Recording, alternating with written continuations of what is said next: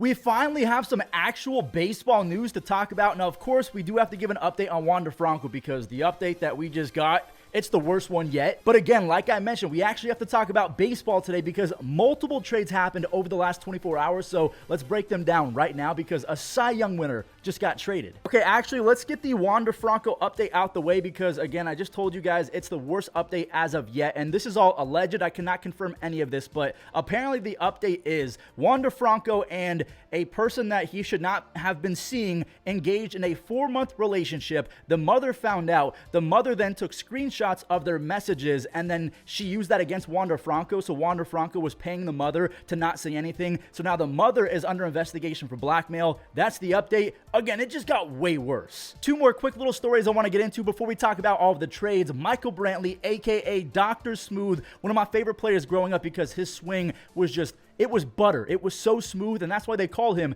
Dr. Smooth. He is officially hanging it up. He is calling it a career, and I kind of feel bad for the guy because he came back and tried to help in 2023, and that's when his lifetime batting average dipped under 300. He was supposed to be a 300 hitter, but Michael Brantley, he hit 298 for his career, one of the most consistent and pure hitters that I've ever seen. The game's going to miss him alive. Harrison Bader is going back to New York, but this time it's going to be with the Mets, and it's definitely going to be in a platoon situation because Harrison Bader, he is one of the worst hitters I've ever seen against right-handed pitchers. He's a whole lot better against lefties, and I will give him credit where credit is due. He is one of the best base runners and outfielders in terms of defense that I've seen in quite some time, so he's going to be a defensive replacement. He's going to be a guy that comes in against lefties to give a day off for Brandon Nimmo or any other outfielder that they're going to use. So yeah, keep in mind, Harrison Bader, he's on the Mets now. All right, so let's talk about a former Cy Young winner that just got traded, Robbie Ray. We know that he won a Cy Young with the Blue Jays. Robbie Ray is going to the San Francisco Giants, and former Seattle fan favorite Mitch Haniger, he is going back to the Giants along with Anthony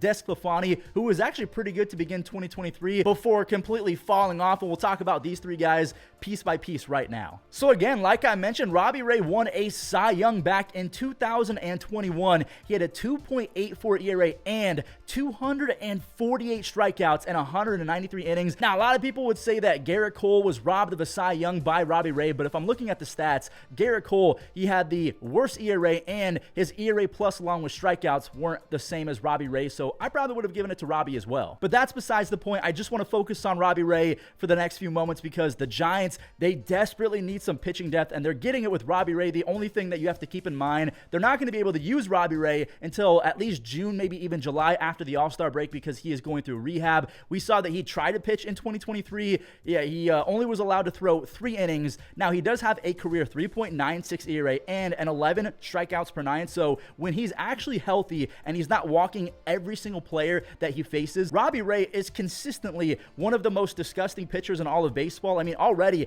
he struck out 200 plus hitters 5 times in his career, and I bet you had no idea about that. He's pretty good. Now, I don't think that Robbie Ray was all that bad in his first year with the Mariners. He had a 3.71 ERA, a 4.16 FIP, a 10.1 strikeouts per 9. So unfortunately, the strikeouts went down, the walks went up as soon as he signed that big contract with the Mariners. So I don't think that Robbie Ray is a fan favorite in Seattle because he got a lot of money to not really do much. But you know who is a fan favorite down in Seattle? Mitch Haniger. This guy spent the majority of his career, and actually, I thought he played for them for a whole lot longer. He's only been with them since 2017. I thought he was like a 2014, 2015 guy. Back in 2018, that was a long time ago, Mitch Haniger had 38 doubles and 26 home runs. A few seasons ago in 2021, Mitch was able to swat 39 home runs with a 122 OPS plus. In 2023, he only played in 61 games. So if Mitch Haniger can stay 80% healthy, 90% healthy, he's going to be a welcome addition in Seattle because he just loves playing there, and the fans,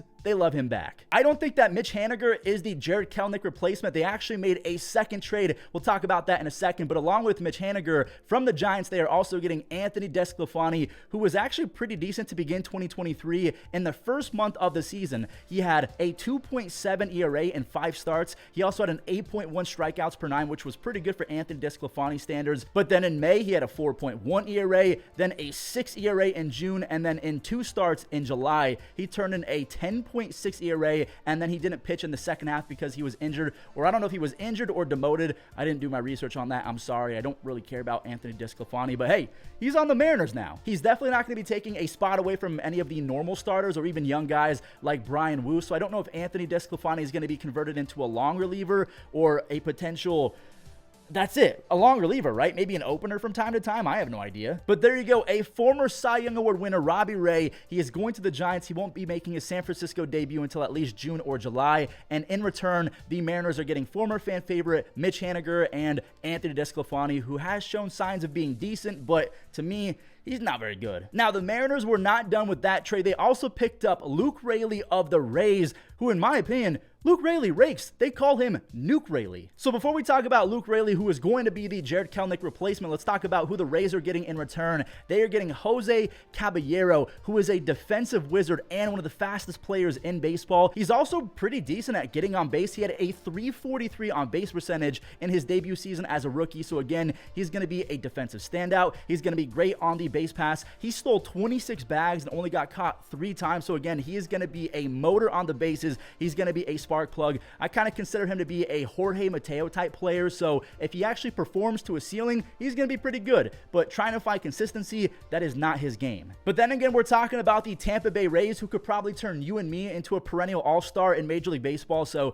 José Caballero, maybe put some money on him to win MVP. I don't know. Now, the Rays just replaced Luke Raley with a trade of their own. We'll talk about that in just a second, but Luke Raley, again, his nickname is Nuke Raley, and that's because this guy, he's actually pretty talented and he's toolsy. He was top 16% in barrel percentage. What does that mean? He's really good at finding a barrel, and when you find barrels more often, the ball is going to get hit a lot harder. And in 357 at-bats, Luke Raley had 19 home runs with a 126 OPS plus, but the biggest reason why Luke Raley was traded is not because he's bad, it's because Luke Raley and other guys like Manuel Margot in 2023, they were terrible in Tropicana. Just for some reason, they could not see the ball well in Tropicana. Then they would go on the road, and they were road warriors, and the Rays, they don't like players like that. In 162 at-bats in Tropicana, Luke Raley hit 222 with a 111 OPS plus, so he was still 11% above average, but on the road, this guy hit 272 with a 133 OPS plus. On the road, Luke Raley was one of the best hitters in baseball. Now, I will say Luke Raley did not finish the season very well. He had a 75 OPS plus in August and then a 74 OPS plus in the final month of the season, so maybe Major League Baseball is catching up to this guy, but he's 6'4". He's actually incredibly fast as well. He is a supreme athlete. He's not going to play the best defense in the outfield, but at first base,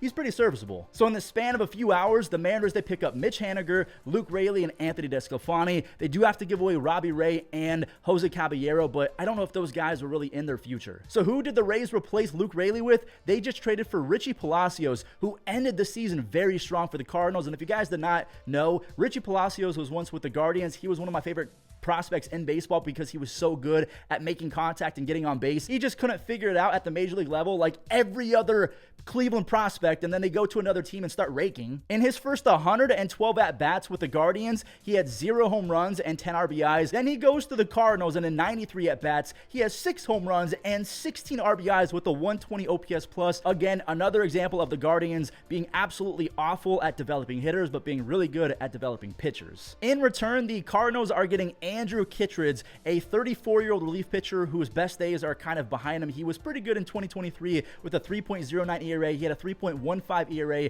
the year before. Now, his best seasons were back in 2020 and 2021. Over the span of 79 innings, Andrew Kittredge had a 1.92 ERA, and he was one of the best relief pitchers in baseball in high leverage moments. If the bases were loaded and you had no outs, you wanted Andrew Kittredge in the game because he was going to maybe get a W for you because he was going to get you out of that jam. Now, luckily for Cardinals fans, the strikeouts were up a little bit in 2023. It was only 7.7 strikeouts per nine, which is a far cry from the 9.7 strikeouts per nine he had in that all-star season back in 2021. So Andrew Kittredge, he's going to be a guy that comes in the 6th or the 7th inning to kind of preserve the elite arms that the Cardinals have in that bullpen. So yeah, not a terrible trade. The Rays, they're going to turn Richie Palacios into Barry Bonds. So that's going to do it for today's recap. Let me know what you think of all of these trades in the comments down below. If you're a Rays fan, do some of these trades make you a little bit more excited about the season, or does the Wander Franco thing completely ruin the vibes? And if it does, I don't blame you because woof.